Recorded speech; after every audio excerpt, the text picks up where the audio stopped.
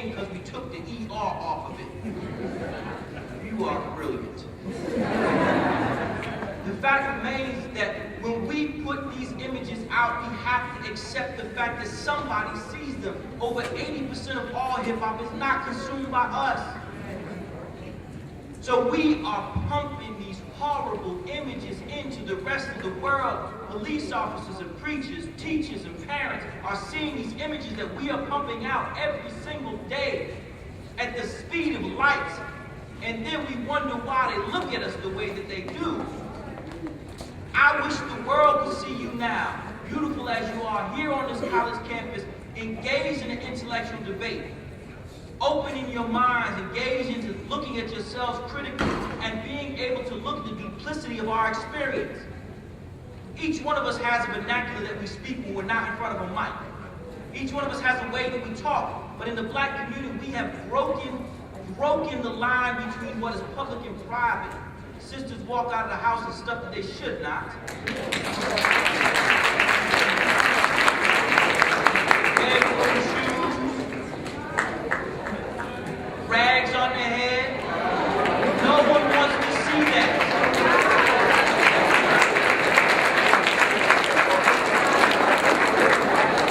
Brothers seem to be especially proud that they bought some underwear because they want to show them to everybody. Listen, man, let's be clear. If you dress like a clown, somebody's expecting you to tell a joke. At some point, we have to acknowledge, if that's your steez, if that's your flow, recognize that someone's going to see you in the public theater. And so if that's the way you want us to see you, then don't be mad when we see you exactly as you have presented yourself. You know a person's a student because they have books. If a person wants to act like a thug and talk like a thug, even on a beautiful college campus like this, which I don't understand because you can't be a thug because you took the ACT.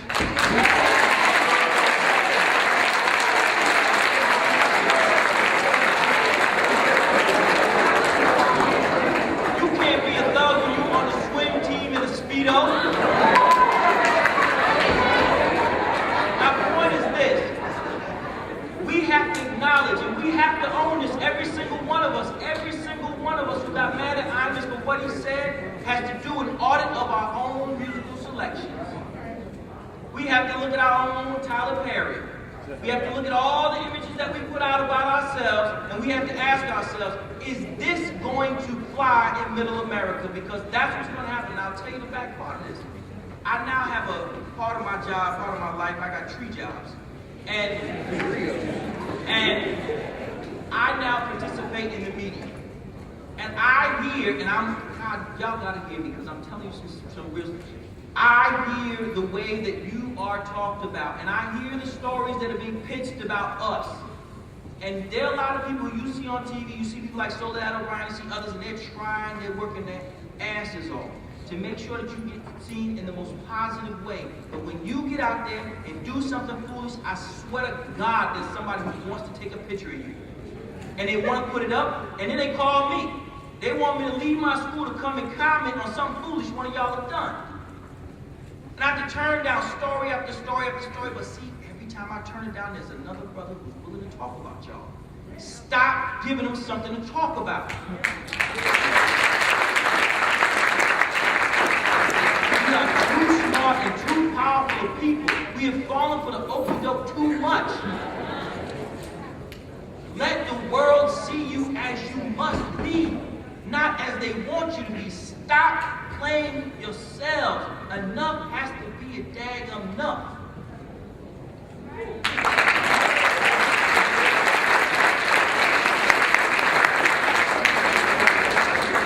I say the media plays a huge role. They don't see this.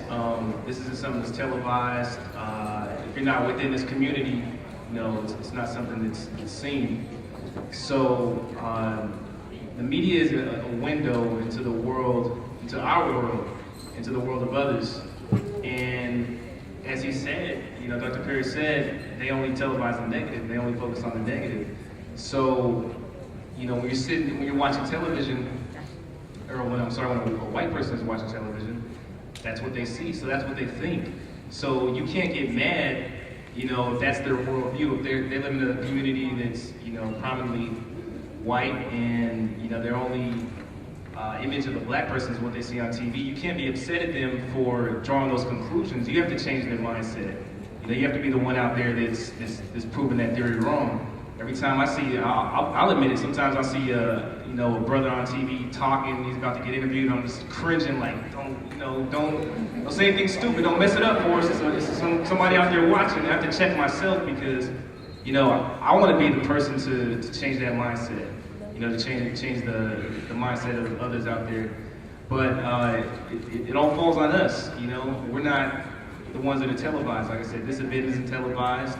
Nobody knows this is going on. You got cats out here dressed up, you know, brothers out here, cats are doing their thing out here, but it's not something that the world sees. So you have to go out there, whatever jobs you get, whatever careers you take, you got to go out there and be the example, because it's not what they see.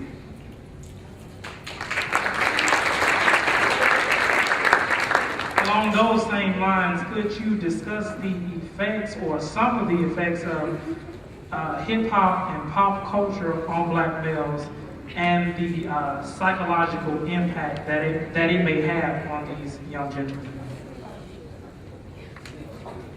Go ahead and give this one a start. I'm sure all of us have something to say about this one. This is going to be kind of odd. I mean, it's pretty standard, but Tupac was probably the closest thing that we had to somebody that everybody would listen to. Now, I'm not really, the music was, you know, kind of so-so. I mean, you could argue who the greatest rapper on earth was, blah, blah, blah. You do that amongst yourselves. But the fact is, Tupac the person was a very dynamic individual. He was somebody that everybody could relate to. I could relate to him. I mean, everybody in this room could relate to Tupac in some way, shape, or form. And the fact is, that's why so many people were willing to yield to him and listen to what he had to say. And to some degree, even the Ice Cubes back in, before most of y'all probably born, like early 90s, who was indeed the scariest black man in America. I listened to an Ice Cube album the other day, and I almost was like, man, that's a scary black man. Like, I don't even want to talk to him. I mean, that's not the same Cube we're talking about now, but, you know, death certificate and are we there yet, you know, worlds apart. But the fact is, hip-hop could be a catalyst for change, but it's difficult to get positive messages out there to the people, because face it, you don't want to hear it. And I say you don't want to hear it. I don't want to hear it half the time. I want to hear something that moves me. I want to hear a beat that works. And I mean, the fact that even the underground hip-hop kind of suffers from the fact that a lot of the beats pretty much, well, suck. And all the best beats, I mean, let's be real, Shawty Lo, they know, best beat I've heard in years. And Shawty Lo might be the most ignorant somebody. You might always. So I think hip-hop, while it could provide more to the community, I mean, but it's a business, you know what I'm saying? Like, it's difficult. Like, everybody answers to a boss. Everybody has somebody that they're trying to please, somebody they're trying to sell to. I mean, this man right here put his heart and soul into an album, and what happened? Did you buy it? Yeah. Did you steal it? Yeah. I saw it. I know the numbers. I know. I mean, the fact is, with hip-hop, this goes back to the media thing we were just talking about. The most ignorant somebodies are the ones we pay the most attention to. Y'all like 50 Cent story, but like Jay said, you respect who got shot. I respect the shooter. Now, you know, the problem is we pay attention to the wrong things in the black community. We spend all the time focusing on the wrong stuff. And until hip-hop gets it together, like, you know, most definitely, hip-hop won't change until the people change. We have to change the way that we want to listen to things. We got to change who shows up to the video shoots. You mad because you're seeing women with scantily clad in the video? Tell your sister to put some damn clothes on. Like, don't be mad. You know, I hate to say it all. The media, it all comes back to media. The way that we portray ourselves and what we put out there and how it comes back to us. And hip hop is the exact same way. Everybody in here, probably, I say about 50% of the dudes in here won't be a rapper. But what do you have to say? Anything? Anything anybody's gonna remember 10 years from now? Probably not.